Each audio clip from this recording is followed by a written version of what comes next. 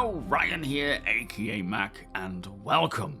There have been 2 new Star Citizen 4.1.1 PTU patches, and they're pretty glorious. As always, a huge thank you to all of my patrons and channel members. Cannot do this without you guys, so thank you so much for the support. It is truly appreciated. So since my last video covering 4.1.1's PTU progress, CIG have released 2 new builds, and it is now in Wave 4, which means Wave 4 testers now have access, which, if I recall correctly, Wave 5 is open to everyone. So we are certainly not far away from an open PTU, which in turn shouldn't mean we're too far away from a live release. Now, for those of you wondering my opinion and my estimation, which is all it is, just a guess, I would think a live release, if not this week, which is very unlikely, chances are they will take it to open PTU by the end of today, and if all goes well, they will leave it up in the PTU over the weekend with more testing and fixes next week, and then potentially live by next Friday. That is my guess. It could go in any direction, but that's just how I feel about it. Anyway, in the background is some more footage of me in this latest 4.11 PTU build, taking on these newly re-enabled Handyman missions, which I will speak about in a minute. So for the first of the 2 patches, testing focus was stability and bug fixes as always, ship battle missions version 1, which now include the patrol missions, alongside the previous ambush missions and Gillies advanced combat gauntlet missions, plus, as mentioned, these newly re-enabled Handyman missions. Now, since Pyro came along, or shortly thereafter, these new Handyman missions came around, but have yet to be fully doable and completable due to bugs and issues stopping them. Now, the term Handyman refers to an archetype of a mission type, so repairing pipes or replacing fuses and so on. These will continue to expand on job types, especially when engineering mechanics start to properly roll out, utilizing components and life support and the fire hazard system and everything else that comes with it. And they won't only be applicable to locations planet-side, but places like space stations as well. But with this patch, this is the very first time I was able to complete one of these missions from start to finish, which I was very excited about, especially with my upcoming Off-Grid Zero to Hero series, as this will be another potential option to do during my day-to-day work in Pyro, alongside the salvaging missions and the box delivery missions, should I want to do them. Now that said, there was an issue with the very first mission at Sunset Mesa that I tried.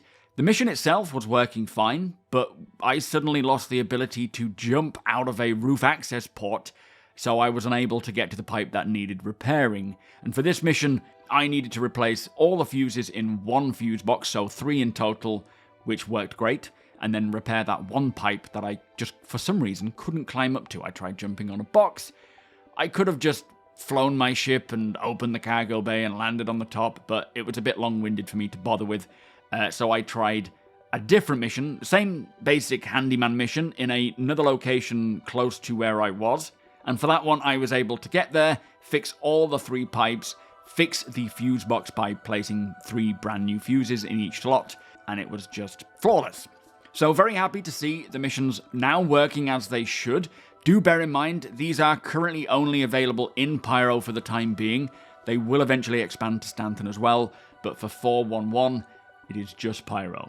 Now also for this first patch, there were 9 new potential fixes, 1 for the Anvil Arrows HUD radar being inverted, a few more for the new ship battle missions, the raft spawning with its landing gear up and having no collision, the Freelancer's shields not doing their job, and 1 for where the ship's cargo will disappear when storing a ship via leaving the game, or putting it in your hangar storage. So hopefully that last one is actually fixed, as I have heard this has been menacing quite a few of you.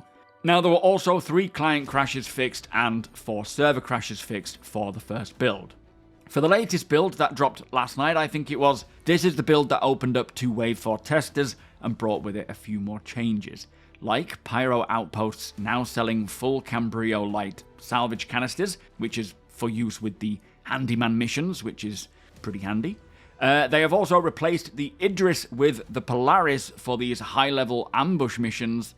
They've adjusted the flight tunings of the Polaris to give it a greater sense of size and mass, aligning it more closely with its intended role, and they have disabled proximity assist by default. Now, no idea how the Polaris flies, whether it feels more appropriate to its size. Likelihood is it's slower acceleration, slower maneuvering, slower turn rate potentially as well. I haven't tried it, nor do I have much experience flying one anyway, but we will see a lot more of these sorts of balance tunings going on to every ship. Also, bear in mind that by disabling the proximity assist by default, this means when you get close to a location like a planet or a ship or anywhere, it will no longer automatically slow you down or decrease your acceleration rate. So if you're used to that, keep that in mind when you go into 411, as it may feel like you are accelerating faster than you usually would when you come into land, for example. So you might want to re-enable that, or just get used to flying without it. Now, for bug fixes, there are 13 more potential bug fixes, including the R97 shotgun and P8 AR rifle not resetting to their initial fire points. The offset cargo grid of Wakullo's freight elevator should now be properly aligned. Also, players should now receive Wakullo favors, which apparently they weren't before. Players should now be able to interact with the Retaliator's elevator again. Female characters should no longer clip into the wall of the Guardian's cockpit.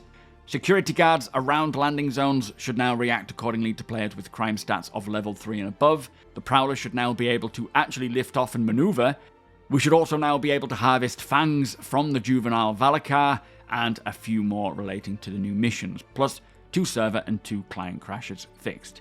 So some really great fixes there for many ships as well, which sound to me like they could have been referring to some pretty long-standing issues with those vehicles.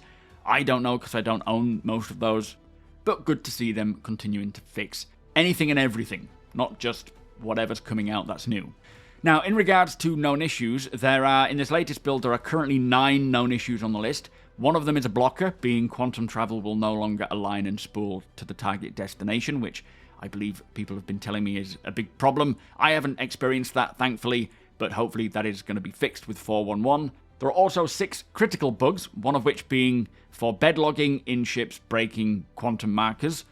Nothing about certain ships like the Cutlass, for example, or the Corsair not being able to bed log. And the rest of these issues are the previous issues that we have seen before, plus one high known issue where items bought are not being delivered properly. So all in all, some great fixes there coming along, which will of course continue on throughout this patch, the next patch, and throughout the year. But I am very happy to see these Handyman missions get re-enabled, and hopefully they are here to stay now.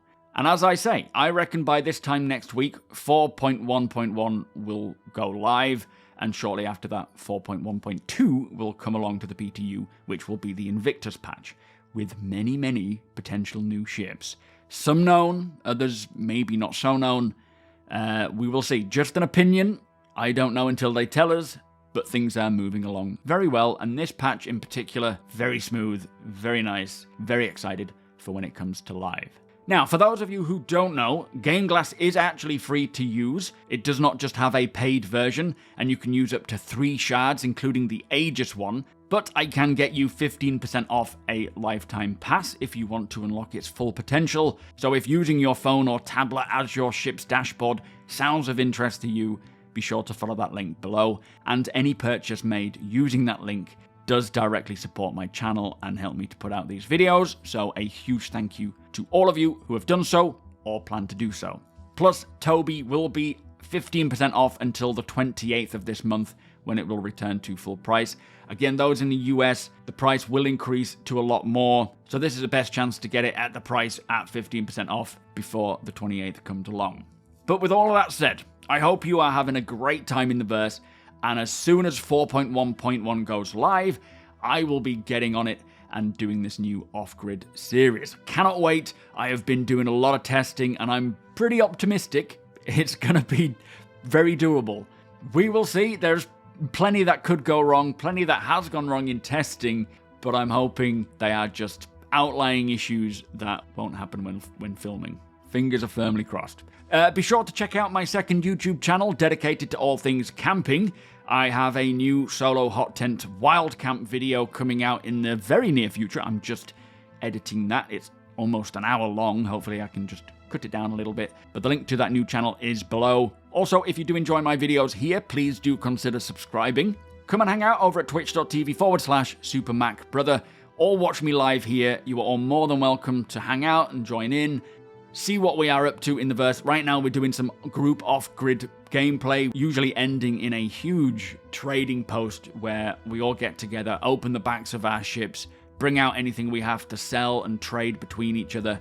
It is a lot of fun. Hit the thumbs up if you don't mind, it does the channel a big favour, and tick that notification bell if you'd like to be notified when my videos go live. Again, a huge thank you to my patrons and channel members.